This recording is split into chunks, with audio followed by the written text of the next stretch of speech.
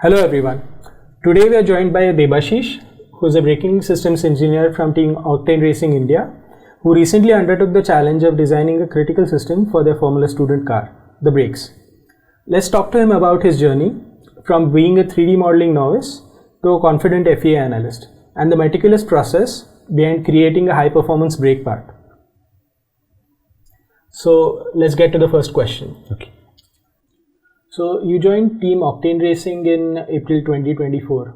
What motivated you to join Formula Student team, and why did you specifically choose to specialize in the braking system? So when I joined college, I saw Team Octane Racing induction poster with a race car that immediately caught my attention. Before that, I didn't even know about competitions like Formula Student existed.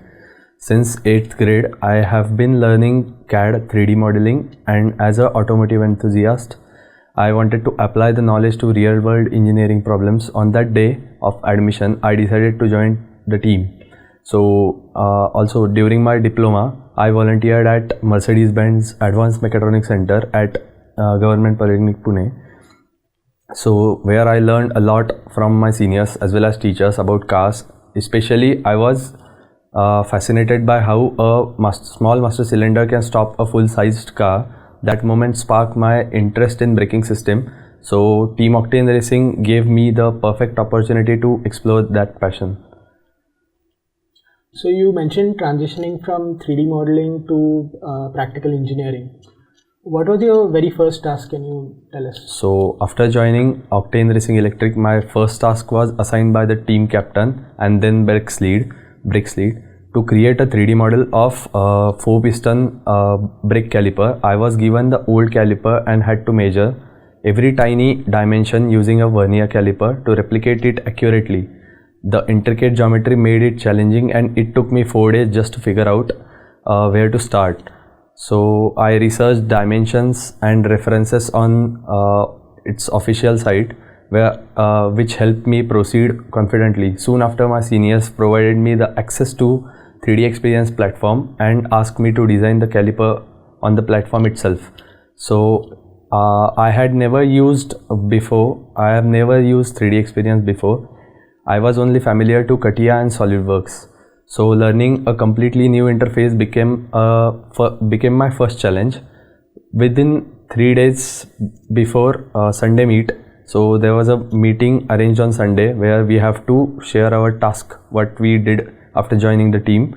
I spent 1.5 days installing the software and half day to learn it, and then finally modeled the caliper within a remaining day.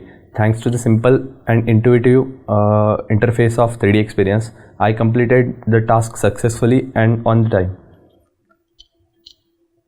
So I remember you told us that you were initially intimidated with the simulation software. Can you walk us through those early days, and what were the biggest challenges you faced while learning the ropes with the first brake pedal simulation? So before joining Team Octane Racing, I mainly focused on 3D modeling. After completing my first design task, it was time to step up and perform a structural analysis on brake pedal. According to Formula Student rules, the brake pedal must withstand a load of 2000 Newton. My task was to model our existing pedal and run a structural simulation on it. At that time, I had only 2 days of experience with 3D Experience platform and was familiar only with the part design and assembly modules. I didn't know it supported FEA as well as CFD. As I explored the platform, I discovered its full potential, from sketching a simple part to complete manufacturing level simulation. EduSpace structured tutorials made learning easier. The videos and example helped me understanding each step clearly, almost like processing through a game. Eventually, I completed the simulation successfully, and built-in report generation feature proved extremely useful for documentation and analysis purpose. So what was the turning point for you? Was there a specific moment or a breakthrough in simulation where you felt your confidence grew and you realized you were becoming a more valuable contributor to the team? So after completing my second task, I gained confidence in using 3D Experience platform. That was the real turning point for me. I began experimenting with the software by creating simple models, running simulations, and comparing results for different geometries. I also started helping my teammates with their tasks, which fully strengthened my understanding and confidence. After about a month of continuous practice and exploration, I was ready to take on my first major project, designing a brake disc for a Formula student car. So, how did mastering these advanced software features change the way that you approach engineering problems, both for the team and in your own academic work? So, in my BTech program, engineering is mostly theoretical with conventional lab sessions, which is very different from solving a real world problem. After joining Team Octane Racing and working with 3D Experience platform, I learned how to visualize component and systems in real time. This ability to visualize made it easier to understand and solve practical engineering challenges. With the help of EduSpace, I mastered various design features that improved my problem solving approach and helped me develop realistic, effective engineering solutions. Okay. And I understand you were working with teammates as a team. So, how did you and your team share data amongst yourselves? So we are a team of 45 students working across different subsystems to build the race car. Each member designed different components and we share and manage all the designs using 3D Experience platform. With the tool like 3D Space and collaborative lifecycle, our workflow was smooth and efficient from initial design phase all the way to the event day. I see. So, you were tasked with a major project, designing a lightweight disc brake for Formula Student Germany. So, what were the absolute non-negotiable requirements for this part, especially concerning the high pressures of 45 bar for the front and 32 bar for the rear, as you just told me? Okay. So, as a brake system engineer for Team Octane Racing, I was tasked with designing the lightest possible brake disc for a high performance vehicle. Creating a brake disc that maintains structural integrity under extreme pressure while minimizing weight is highly complex challenge. As brakes are critical for driver safety and vehicle stability during high speed braking. The brake disc used in previous season weighed 460 grams and my objective was to develop a lighter disc that could withstand the same high pressure while improving heat dissipation. This required precise engineering and careful consideration of materials, geometry, and thermal performance to optimize both safety and performance.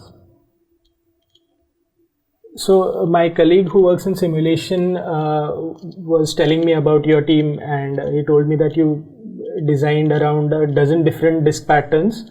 So, could you describe your scientific process here and how did you balance the competing goals of weight reduction and effective heat dissipation? So when I began designing the brake disc, I explored various geometries configurations including drilled, slotted and hybrid designs. In total, I evaluated 12 to 13 different combinations considering factors such as weight, heat dissipation, manufacturability and structural integrity to identify the optimal design. Great. So, can you give us a behind the scenes look at what these rigorous physics simulations actually entail and what are you setting up and what are the results that you're looking for? So, based upon the parameters I mentioned earlier, two geometries were shortlisted, a fully drilled design and a combined drilled and slotted design. After performing a detailed analysis using the coupled thermal stress explicit step in 3D Experience, the combined drilled and slotted geometry was finalized. The selected design achieved a weight of 386 grams, representing a significant reduction from the previous 460 grams of disc. The slots optimized heat dissipation while maintaining structural integrity, and the design was suitable for laser cutting, making the manufacturing process straightforward. So, what is the importance of refining the mesh, boundary conditions and material properties? Why is getting these details exactly right so crucial for accurate and reliable simulation? So, the design process began with the creation of basic geometries from which three major patterns were finalized. Based on weight consideration, initially I conducted separate structural and thermal transient analysis, but this approach proved insufficient for accurately predicting real-world behavior of brake disc. After extensive research and multiple discussions with Devaditya sir and guidance from EduSpace, I adopted the coupled thermal explicit shape simulation procedure. This approach allowed me to simultaneously analyze thermal and structural responses, capturing how these properties interact and depend on each other under high performance braking conditions. So, what would you say is the importance of refining the mesh, boundary conditions, and material properties? Why is getting these details exactly right so crucial for an accurate and reliable simulation? So, accurate mesh, boundary condition, and material properties are critical for ensuring both numerical accuracy and physical realism in simulations. A properly refined mesh captures stress gradients and local effects. Correct boundary conditions represent realistic loads and constraints, and precise material properties define the true stiffness, strength, and response of the model. Any inaccuracies in these aspects can lead to numerical instability, convergence issues, and results that deviate significantly from real-world behavior. So, how did working with a mentor help you avoid potential pitfalls and ensure the final design was not just theoretically sound but also practically viable? So, I would like to sincerely thank Devaditya sir for his invaluable support in completing this design and for providing me with exposure to solving real-world engineering challenges. During the design phase, he advised me to explore coupled analysis and guided me in troubleshooting errors, not by giving direct solutions but by teaching me the underlying principles and encouraging me to find the answers myself only. This approach greatly strengthened my problem-solving skills and enhanced my ability to independently analyze and resolve complex engineering issues. So I guess you started the manufacturing phase in October. So describe the feeling of finally hitting that send button to finalize the design and send it to the manufacturer, and what's it like to commit to a design that the car's performance and safety relies on? So after spending countless hours resolving thousands of errors and refining the mesh, the simulation finally worked for a 60-degree rotation of the disc. The results were highly accurate with only a 4% of deviation from hand calculations, validating the methodology. Subsequently, the full rotation simulation was successful and the combined drilled and slotted brake disc was finalized and sent to the manufacturing team for production. That day I realized how far I had progressed from knowing almost nothing about FEA to designing the lightest brake disc and mastering significant aspects of 3D experience platform. So looking back at this entire journey from April to October, what is the single biggest lesson you learned about engineering design process? So one key lesson I learned from this journey is importance of sticking with the process. Even when challenge seem impossible, persistent error can feel discouraging, but solutions always exist if you stay consistent and trust both yourself and the process. Having a supportive mentors make a significant difference, and I am deeply grateful to Devaditya sir for guiding me through this experience and helping me to tackle complex problems.